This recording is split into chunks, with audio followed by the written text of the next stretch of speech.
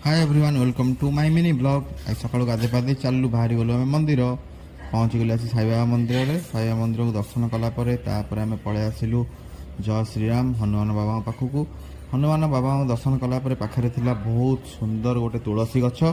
से तुलसी गछ को टिके देखिकी मत बहुत भल लगे। देखला पर से मुंडिया मारली। मुंडिया मारला पर आम घर कले फटो उठाई आम पलैलु फटो उठाई। देखो फटो गुड़ा केमती भल होती ना कमेंट मत जनइबे। तापर पलि आसलु आम मंदिर परिसर टी बुलाबुली करने। बुलाबुली कला भितर आम फैमिली लोक देखुं फटो सब ठीक अच्छी ना ना आउ थे उठाया पड़ो।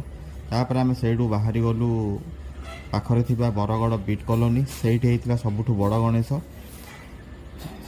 गणेश को दर्शन कलापर आम पलि आसलु घर को।